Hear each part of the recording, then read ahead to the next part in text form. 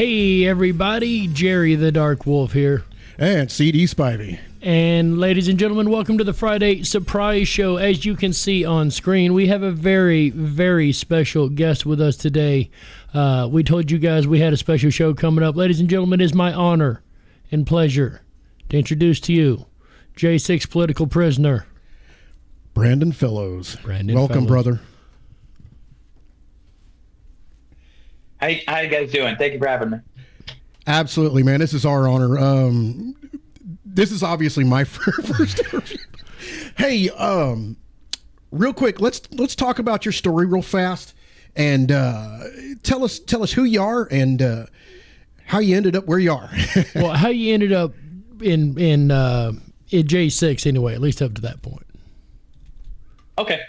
Yeah, so I was a business owner. I owned a tree company and owned a chimney company since 2018. They were separate companies. And 2020, the biggest reason that made me show up to the Ellipse, which is the White House grounds, not the Capitol grounds. A lot of people, even in D.C., don't know that those are separate buildings. I was going there for the rally, but the major reason that I showed up was because I was opposed to Joe Biden's plans of mask mandates and mandatory lockdowns that he was advancing. I thought it was unconstitutional. I had seen what the damages had already done financially and emotionally to lots of people and also to their health. I did not feel like we were following the science. I did not like that they were forcing people to suppress the science, a lot of things. And so I was going there to sort of protest that and show my support for Trump. And I thought out of the two of them, he had a better plan. But I also did think I was like between 51% to 80% sure that the election was stolen. And I wanted people to at least look into it. That was my second reason. 81 million briefly, votes, right? a few other reasons. No, ballots. 81 million ballots. Okay. Yes. Go ahead. Yeah, I now know. By the way, it's definitely been stolen thanks to the Twitter files and how it showed. Even if you believed all of those votes and that there was no there was no fake ballots or anything, that the effect that Hunter Biden suppression, that the FBI forcing media companies to suppress that story had on voters, and that showed that by their own standards, that they stole the election, or they interfered in it. So absolutely, we believe those are like the top three reasons that I showed up. Yeah, I believe that wholeheartedly that the FBI is now just the basically the brown shirts of what Nazi Germany was now. Is that basically they're a criminal organization that's funded by the government. Absolutely. Or any of the alphabet agencies, in my opinion. So you're in the rotunda. He gives a speech, an amazing speech, a wonderful speech, best speech ever given. The ellipse, excuse me, ellipse, not rotunda, ellipse. Yes. The best speech ever given. It was a beautiful speech, great speech. Seriously though. So you're at the speech. So were you in one of the first groups to move over towards the Capitol, or did you kind of delay or? So there were actually multiple events going on with other speakers going on at the same time that Trump was speaking about 2 miles down the street at the White House grounds. And not a lot of people know that because the mainstream media doesn't want people to know that. Right. But there were people on the east side and on multiple sides of the west side speaking. But on top of that, there were people that were leaving because this is multiple hours long. Like the Ellipse opened up at approximately like 6:45, 7 in the morning. Wow. And then speakers, I think, came on at like 8 or 9 a.m. and kept going until about, I think it was like around 1:15 or 1:20 is when Trump stopped. And then it was a slow walk out of the Ellipse because it jam-packed. And then it would be a slow walk down Pennsylvania, or you could go through the National Mall. You could go the more direct route. But most people were going. This is just due to the fact there were so many people that it was so slow? Yes, it was jam-packed. Yeah, we were going like if you were on a treadmill, if you were walking in this crowd, it would probably be like the max speed you could get up to. Max would be 3 miles an hour. So That was like, but it was more comfortable. Like you wouldn't have to shove anybody. You'd probably be going like 2.5, because you're just slowly walking. There's a lot of grannies, grandpas there. Like there's literally everybody there. There's so many people. But I actually was the first person to enter, this first civilian allowed into the ellipse. And I posted up a little clip of that on my X account. And I got there at 12 o'clock at night planning for a potential Antifa attack that never came. And I ended up befriending Secret Service over those next few hours, and staffers. And they had heard I'd never been to a Trump rally. And the slightly more interesting factor is this granny tried cutting me in line, along with some other people. And I started saying, I'm not letting you cut. I've been in here all day. So I'm not doing this. I'm not doing this privilege point stuff. And the Secret Service came up to me and said, hey, if you let them cut, because this is going to happen. People are going to try to cut. They said, we'll ensure that you can get past. Just don't pile the crowd. And I wasn't being like really, I just was like, hey, I don't want to give up my spot. So that also helped. They were like, yeah, we'll get you in. And so as everyone else went through the main entrance, the Secret Service agents brought me through a separate entrance. And then they said they got me in a VIP later. So I ended up being at row 5. And there's photos of me like right up next close to Trump. So I was amazed how lucky I was to get those seats. That is awesome. It was great. That was awesome. I do disagree with you. You said the Antifa thing that you thought wasn't coming. It came, just not in the form we. Now that was one question I did have for you. Did you witness Antifa or the Burn Loot Murder crowd or any of them, BLM, show up and do their thing at all? I mean, did you actually see that personally?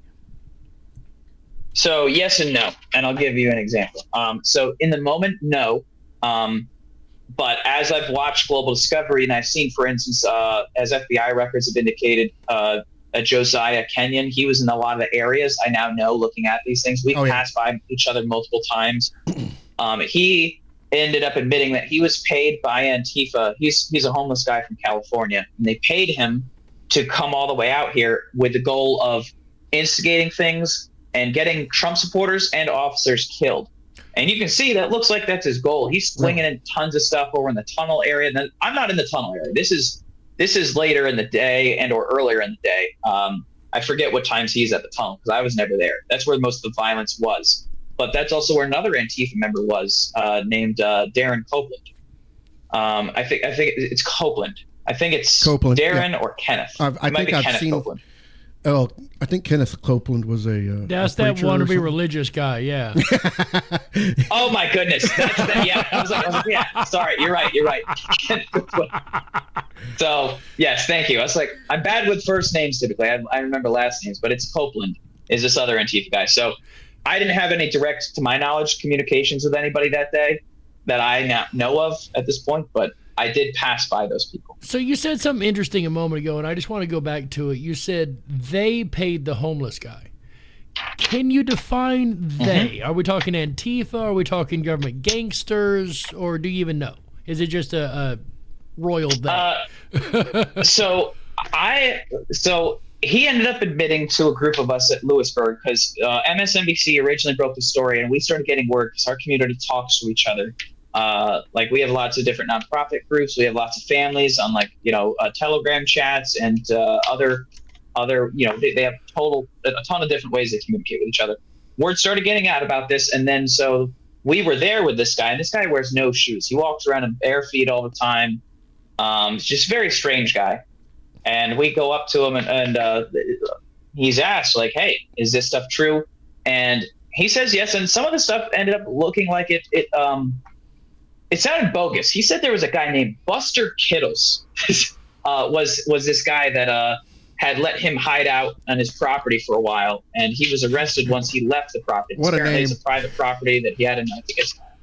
Yeah, what a name! Yeah, and we thought this was baloney, but then once we saw that it was supported by this guy does exist, we were like, wow, okay. And so yeah, he said that they let him go hide out there when he was being looked for, but when he left the property and then he was picked up by the feds, that's why he was caught. But originally Antifa was even hiding him out up there. I think it's Oregon was where he was being hidden.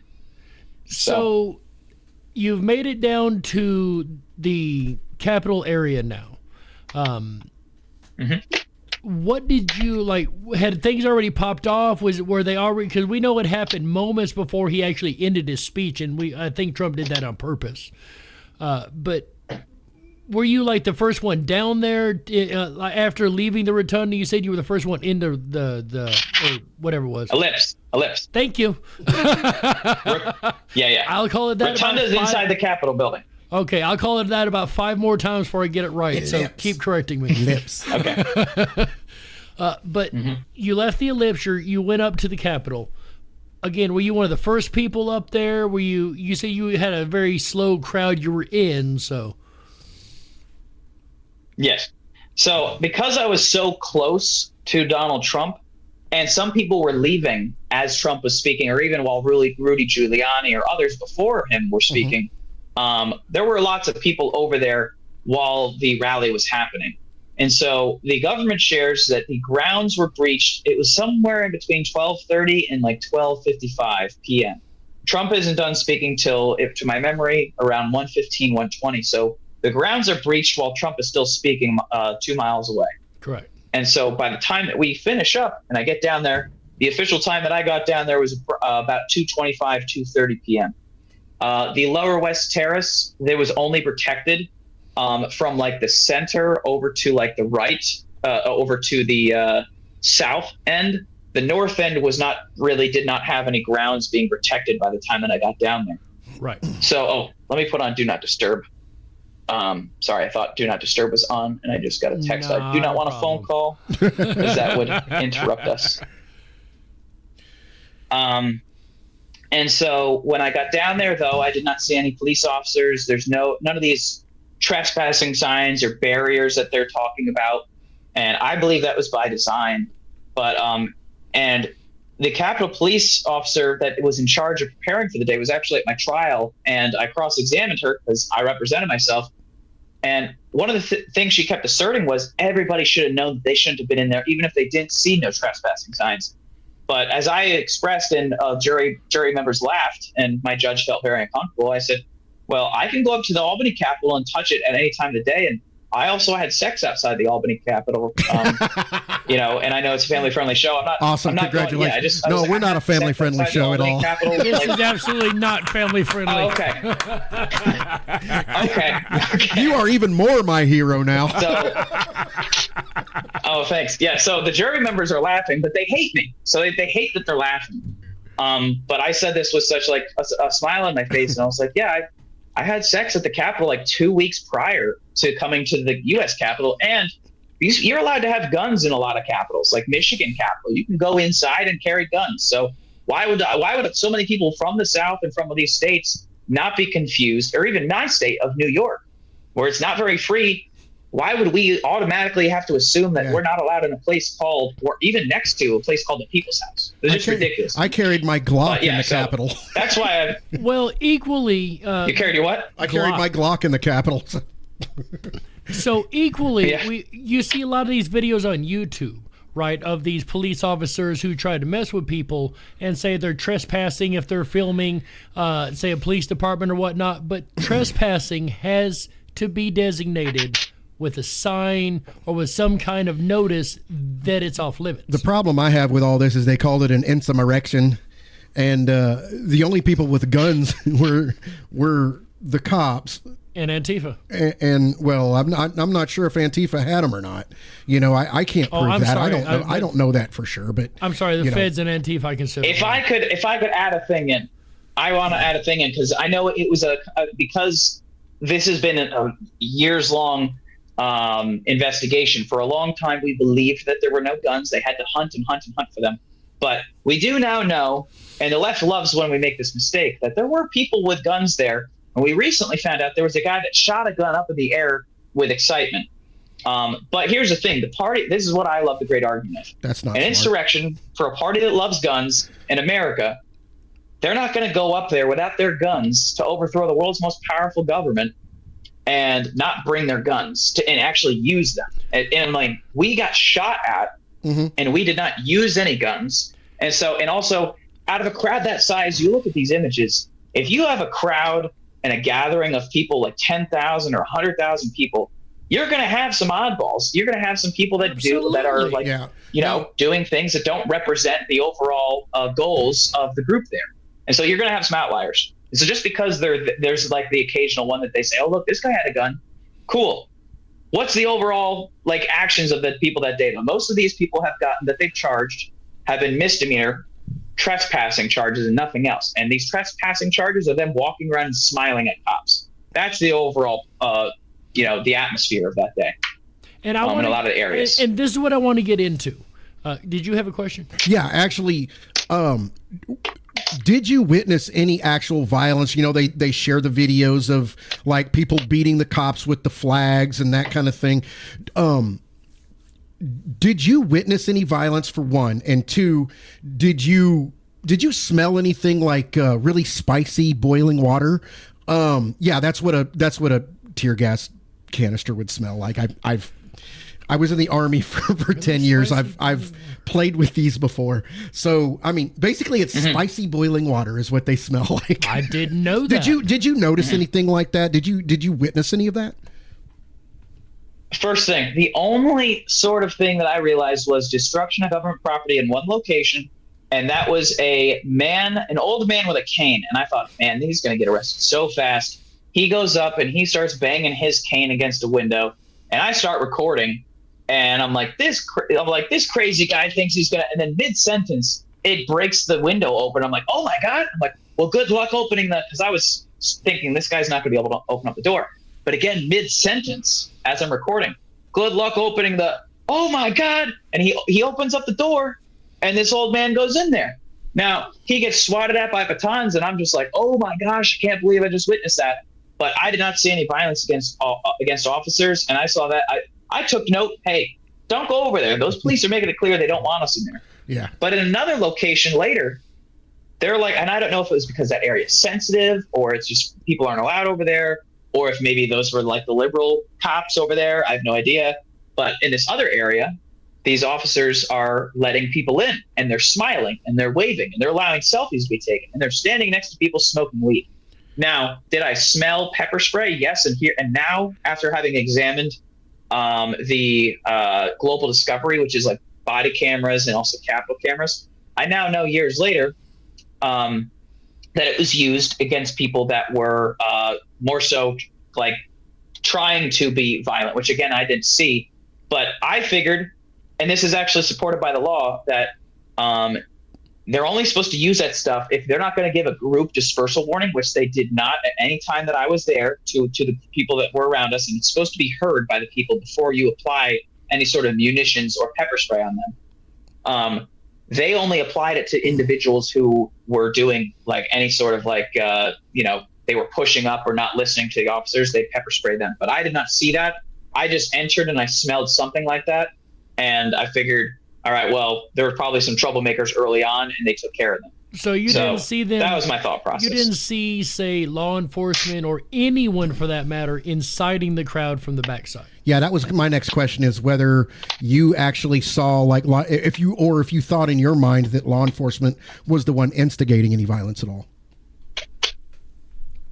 So not on the grounds, the initial time of the grounds, not while inside. And when I got outside, the closest thing that I saw, there were these two beautiful Colombian girls. And they said they came from Colombia, and they had this massive, like 100-foot long tarp. And I started talking to them, and she tried telling me, she said, I asked her, I said, hey, what are you doing? She's unraveling this long tarp. I got videos of this too. And I say, hey, what are you doing? I say, well, in Colombia, this is how we fight police. And the police are all just calmly standing around at this point. Everybody's just kind of taking selfies and talking. Like this is outside of the Capitol. This is after I'd been inside. And because we had been told, follow the 6 p.m. curfew. That's all we've been told. It's about 3:30 at this, actually it's closer to 4 p.m. So we still had time. And they're not giving dispersal warnings. But these two Colombian girls try to coerce me and others to join them in wrapping the police officers with this tarp. So that way they can run around them, is what they said. Didn't make much sense, especially considering that this one area was still open. I was like, well, run around them and do what? And so some people, and we had a lot of drunk people in the crowd. It was pretty clear. So a lot of people, like I'd say maybe like 30, 40 people, went to go wrap around it, but the cops just like took it and then like pulled it away. And a couple of them, the cops hit him on the head with batons. Yeah. And then they stopped. But that was like the maximum amount of any interactions with physical interactions with officers that I had seen. A lot of people imagine it's a tunnel area, but the building is massive. It's long. It's got multiple sides and multiple levels. So I was on the Upper West Terrace. Yeah, that doesn't surprise me that there's people that were in the crowd that were probably 6 beers in by that time, because it's Right. you know, the party went for quite a while. So what time did you leave the Capitol that day? I was worried about Uber and Lyfts, especially the crowd size. I was like, oh, man, how am I going to get out of here? Right. And so I ended up leaving at probably about, I think I left at 5 o'clock. I started heading out, and we ended up taking the subway out. And I actually got out of the DC area on the dot, 5:59 p.m. I was on the train at that time, but I remember it said "Welcome to Maryland" when I was on the subway, and I'm like, "Hey!" I was like, "Look, we made a curfew by 1 minute." I thought that was cool. So, but yeah, I started leaving the grounds at 5 o'clock. So I want to project the story forward just a little bit so we don't run out of time here. When did you find out or get arrested, or how did that play out? How much longer away was that? Gonna be my How next did that question. play out? Yeah.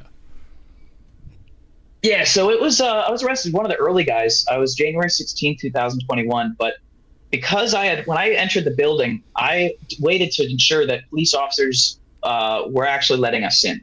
And under the law of entrapment by estoppel, you can judge it by 3 different ways: inactions, actions, and words, or express permission. Right. And so I saw the first 2. Their inactions and actions showed people were being let in. Their words let me know that I was allowed.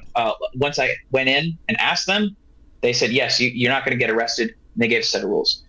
So, and this is answering your question. I'm not it's just you're very story. well answering the question. So, absolutely. Okay.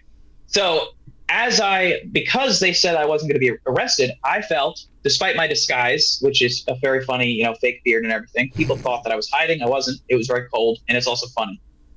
How dare you make a joke? How dare you be funny in this country? Yes. And so they had CNN camera crew out there, and they saw me with my funny costume, and they asked me, "Hey, what's your name? Where are you from?" And I had no problem answering that because, again, I talked to officers inside, and I felt like we were not going to be arrested. And so I said, "Hey, my name's Brandon Fellows. I'm from Albany, New York." And so that was played on CNN that day and the day after, with the ticker underneath reading, "FBI looking at all actors, charges pending." And I was like, I was watching that in my hotel in Fairfax the next day. And I was like, Fairfax, Virginia. And I was like, yeah, that's not good. It's like, that's not good. I was like, I don't know what they're trying to do here. Are they going to come for me? Was that an exception? Are they just like confused? Because they were showing these tunnel images. And where was this? So yeah, they came to get me 10 days later. And I knew ahead of time they were going to come get me because my LinkedIn account, where it says people you may know, instead of like real estate agents and all this other stuff that it typically shows, it was saying FBI, FBI, FBI, like all these different agents from different locations were looking my profile up. And I was like, I think they're going to arrest me soon. So, and they did. So how did they actually arrest you? I mean, did they like break down your door? I mean, no knock raid. Yeah. How did that happen? So I've been a tiny houser since 2016, but I still have a legal address that I park because I have multiple tiny houses. And so I parked them in preparation to be arrested because I didn't want them to be impounded if I was like, caught and or arrested. And so they first surrounded my legal address, and I got calls from neighbors saying that the whole street had been blocked off. They're like shouting on loudspeakers, and they've got tons of vehicles. They called up the entire Albany field office and some state troopers, and they were looking all over the place for me. And I was doing a media interview with a French media crew at the time at a Albany Hilton hotel. They flew out from Florida to come speak to me. And so as I went downstairs of the Hilton hotel, they had so many people dispersed all over the place. And that's, by the way, that's a different city. That's in Schenectady, 30 minutes away. And an FBI agent walked in and ordered me to put my hands behind my back and and then I got taken away just like that Doggone. in front of my friends too. And then you Yeah. defended yourself in court and whatnot. Well, I wanted to know about the prison as well. I where guess that's was our headed, next step. but yeah. I was going to say you defended yourself in court. I was going to skip over this real quick, but which is amazing. You don't see that a lot. You called the court a kangaroo I could court. give a 30-second thing about that. Please do. Yes, Yeah, go man. ahead. I'm sorry. Yeah, go ahead. Yeah, they say that I was like, the left media says like, oh, we went terribly for him, but everybody that's gone jury trial has been found guilty in January 6 cases, and a lot of them have spent six figures on these attorneys. I said, I'm not wasting this amount of money on these attorneys, and I'm going to have some fun. I'm going to troll them and show I don't take it seriously. But I mean, I told the truth there, but I was just like I told you, I was telling them I had sex at the Albany Capitol, and I was calling my exhibits all these funny names. I got found guilty, but I had fun. I think it was more epic. My transcript is hilarious read. I think that's like a book in and of itself, and it's free. And I saved money. So, I guess that's how I would summarize my representing myself. So I've always said that that's the thing we should do. We should get involved. We should represent ourselves. If we want to file stuff in court, file it pro se. You don't need an attorney. Like, you can fight the state on your own. I talk about that a lot on my show, so I think that's a great example. Go ahead, Chris. Basically, you're the Tucker Max of J6, right? Yes, I suppose so. Oh, he's good. He's good. And I expect your book to be basically about equal to that. Don't disappoint me, okay? I will do my best. But yeah, the conditions in the prison. I'd like to know. There's been some rumors, like music was played 24/7, and you guys were tortured like that. I've also heard that they were not illegal aliens, but they used immigration, third country nationals to guard you guys. Is that true? Like Somalis or something like that? Yeah. So first of all, mention this. I was the first person to sneak out videos showcasing our conditions, and I could happily speak about that if you'd like. So that helps prove that they were lying and about a lot of stuff that they used to claim we weren't going through this stuff. So the conditions, especially at first, and for some people, depending on where you are, is still bad. As far as music being played 24/7, again, that depends on location, but that was not my experience. Okay. And as far as these guards, it was my experience that a lot of the people in the DC jail were from other countries, and they were sending their money out to their families in other countries. And when I say other countries, I mean like mostly in Africa, African countries, in which they said, yeah, like our family only made I'm not joking about this number. They're like, yeah, our family was only making $2,000 a year. But then I got this job, and I came here, and I sent all the money back. And then they said, I got to leave in 4 years, so I'm just trying to raise as much money as possible, and then I go back out there. And they're giving these people, some of them are like six-figure salaries. They were on work visa, Sorry? right? Oh, yeah. It seems like, based off their descriptions, it seemed like they were on work visas. Now, the reason that I've heard that they did that is because they said that it was to help counter the local population being friends with the guards and then being able to buy drugs. But the smoke alarms, it may not be the music, but the smoke alarms were always going off because these inmates are always smoking weed, K2, or whatever else is coming through there. There's always smoke. But it's the inmates, and there's always though, drugs, and there's always knives. It was the inmates, though. It wasn't the guard. Now, the guards could probably do a better job to stop that, but this isn't the guards doing this to you guys. The problem is if those guards were ordered to beat the prison population. Well, did that happen? Did you guys have that occur? Were there a lot there of was nothing really stopping them. They were told to do that, right? I mean, basically they don't have the same American, what we would call morality, to basically say no, we can't do this. They're given that form of kind of, what would you call it? Basically, just you can do it and get away with it. Do whatever you want to these people, like the prison amnesty experiment. Yeah.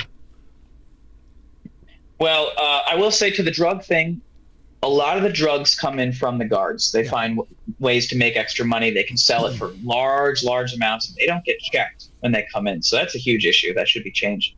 But as far as the guards attacking people, I mean, I have been attacked twice by guards, once in DC, and these were like, I call them, it's still wrong, I call them minor attacks, but they were still attacks. But I've seen even more vicious ones against other people, both January 6th defendants and non-January 6th defendants. So they do this, and a lot of those people, like the people that attacked me and other people, they're still working there at these two different jails, DC jail and Northern Neck, Virginia jail and regional jail.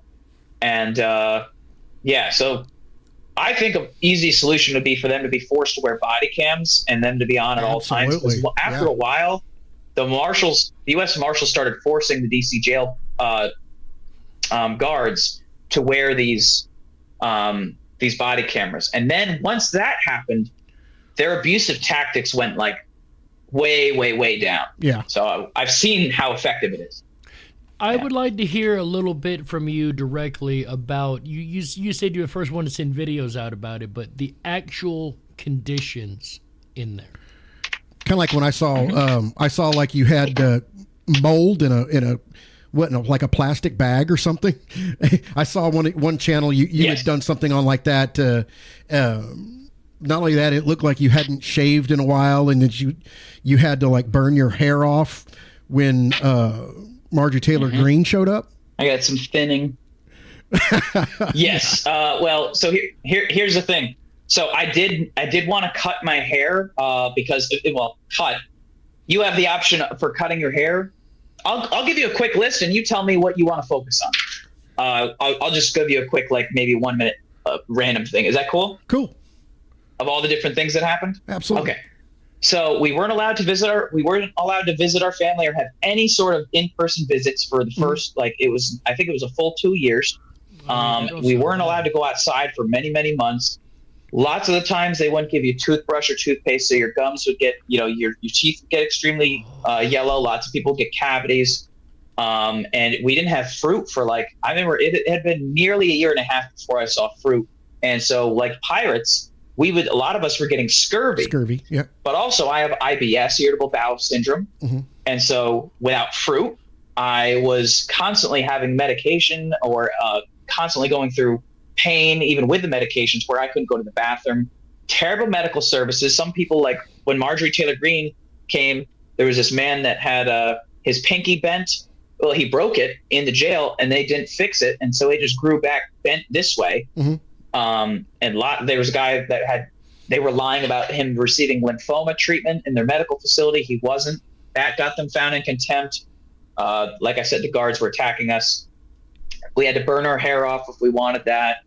And lots of times, the longest time I went without showering was 9 days. Longest time I was locked in my cell continuously, I think was it was 2 weeks, but maybe you'll get out for like a couple hours and then they'll lock you up again for 2 weeks. That was simple. That's simply torture. So those are just some of the examples. That's the torture I was asking about earlier. I mean, that's the kind of thing that, it's completely inhumane even for someone who's an inmate. Right.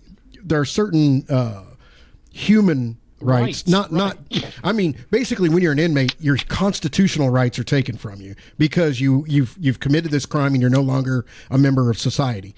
But even as a prisoner, you're allotted certain... you're allowed human rights, right? And even those including are being taken churches. Mm-hmm. Yes. Sorry. Including access to churches, which, by the way, we never had access to. They said, no, you guys as January 6th defendants, you guys can't go to the church in the jail. They actually have a separate place to go to church. We were never allowed there. So that's an example. And that was pretrial detainees, but even prisoners get to go there.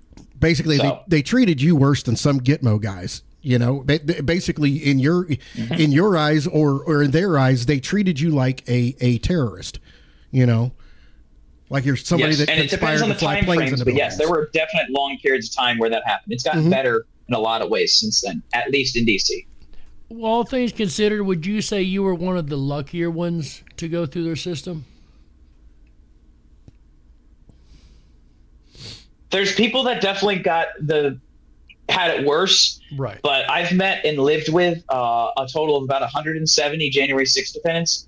And I always told the new guys that started showing up, because I was allowed, once they fired 2 other wardens and then they started on a third one, I was allowed back in the jail. I was actually kicked out of 2 jails, not for anything bad, but because I kept exposing a lot of this stuff, and I kept finding ways to like try to like fight against them in a legal way, and they didn't like that. They just want you to sit down and shut up. Right. But but the new guys that came when I got back there around June 2023, and I realized how much better it was. It still wasn't great, but it was better.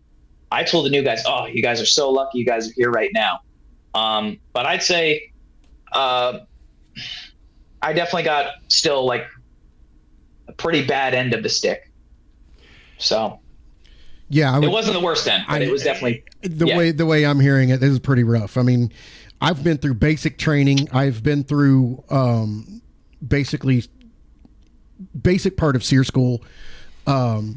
You know, where I've had to, you know, the capture and evade thing, where they actually capture you and beat you up a little bit. I mean, I went through the small puppy portion of that, and what I experienced with that isn't close to what you experienced in prison. And I'm going to tell you right now, I got some mad respect for you that they did not break your spirit. I see it here that you still have your spirit. And I mean, there were times where they did in moments, but I always recovered like within a day or two. Yeah. There was times where, I mean, it's natural. Right, they're not supposed to be under that. Thank you. Absolutely. Thank you your success and you being an entrepreneur, you know, keeping your focus on your life and what you want to do. You know, you're telling me, you know, you're out riding your bike the other day. You know, I guess you just bought a motorcycle, right? So, I did. Results from that. I got. Just bought a motorcycle. I showed you guys my knee before the show, and it's way worse. Yeah. So I mean, you still have that thirst for life. You're still a young guy. You've got a lot of life ahead of you. We're kind of older guys. We're in our 40s. You know, I'm fixing to be a grandfather. You know, we've been around the block a few times. We've seen some awful stuff. You know, we've seen the greater parts of that life provide to you when you actually work for them. And obviously, you are there. You're headed towards the great part of your life that basically the success affords you. And this is just a speed bump in that. Yeah, it's a big one. But it's a speed bump in that, and I'm proud. I'm proud to see younger guys like you with the fight that you have and the spirit you have to keep driving on. And I hope you continue that. I second that. Thank you. I appreciate that. You know, Go ahead. Oh, I'll say this. So I know, like, people were like, "Oh, you could have gotten out so much earlier." Even my friends, a lot of January 6ers were like, because I've been offered, and I don't think you guys know this, but I was offered 3 time served plea deals while I was in jail, all while they argued I was too dangerous to be released. And one of the times they offered me a time served, they offered my lawyers a time served misdemeanor. I went back and forth between representing myself and trying a new lawyer out, seeing they suck, and then just saying, okay, never mind. But they offered me a time served misdemeanor. And it said, I had to admit that I knew that I was trespassing, which was a lie. And they also, I was shared that the language that they also wanted to include was that Donald Trump told me to go there. And I said, but that's not true. Donald Trump didn't tell me to go into the Capitol. And I was like, it didn't mention anything about it. I was like, I'm not signing that. And then I argued it to the judge, and I said, hey, they're claiming I'm too dangerous to be released, but then they're giving me these time served, even a time served misdemeanor plea deal. Let me out. Nope. So, but I feel good about that. The point that I was getting to was, at this moment, though I missed out on a lot of time, I have known 170 people, and I have spoken to in deep conversations. I've met so many people that regret, kind of in a sense, bending the knee to these people. Sure, it helped them in the moment, but it feels so great knowing that I didn't cave, and I think it's going to pay off in many different ways, and especially even just if they throw this felony out, for instance, which the Supreme Court's ruling on. I really hope so. They're going to owe me money. That'll be nice. But also, I feel good within myself with it. You know, I feel good about myself. I didn't lie and cave to these people. So, and I think that's awesome. I will say one question I did have, and I know Chris was wondering the same thing. I played the song from the J Sixers, The national anthem. Thank you. I can't. Yeah. it's Star the Spangled Pledge Banner. of You Allegiance. outside, you Yeah, outside. Yeah. the Pledge of Allegiance thing with the Star Spangled Banner. Yes. Were you a part of that group? Is what I'm getting at. So yes and no, and I think your question probably is implying the one that went viral Yes. And beat Taylor Swift's song. Is that Yes. correct? Yeah. Yeah. So I was a part of that group, but remember, I was kicked out of the jail when I released these videos showcasing our conditions. Right. So I did show them how to sneak these recordings out. That eventually, when they recorded some stuff on video that maybe you saw on CNN, John Mellis's recording. So I showed them how to do that prior to getting kicked out. But I was not, unfortunately, a part of that exact time that they sung that song. Unfortunately, You weren't part of the recording, but that wasn't I have every been part of it many times. that wasn't every night thing we were understanding, right? Yes, That's what it they was an said. every night Yeah, thing. that was. It still happens now. So That is rad. every night at 9 p.m. That is pretty rad. Eastern time. I know you guys are in a different time zone. Yeah. Real quick, what are your conditions right now? What are what are your living conditions now? What are you doing? Yeah, so I have been told don't talk to other felons. So hopefully you guys aren't felons, but it's knowing. So if I find out you guys To are the felons, best of my I'm not supposed to knowledge, be I'm talking to not. But Joe Biden could change that on the day, right? I'm a veteran with a Homeland Security clearance and a truck Nice. driver. You know, I'm pretty squeaky clean. They can't come after me. So you're safe. Nice. Well, the other thing was, thank you. The other thing was that I'm not supposed that I was originally going back up to upstate New York, where I'm from, in the capital region. And then they said 6 days prior to being released, no, you got to come down to D.C. I said, I'm not from D.C. I don't have family in D.C. What are you talking about? They said, no, you have to. So I had 2 calls basically to make, and I made 2 calls. And fortunately, the nonprofits out here and the individuals out here are super cool, and they worked together and found me. They found me 2 options, and it was great. I mean, they're great, just great people, and I've had a great community out here, and I've actually been enjoying my time in DC. And so, yeah, I'm living in DC, and obviously you saw I had fun at the Fauci hearing there. I think they instantly started regretting that they forced to make me come down here once that Fauci thing happened. But yeah, so I've been making the best of it.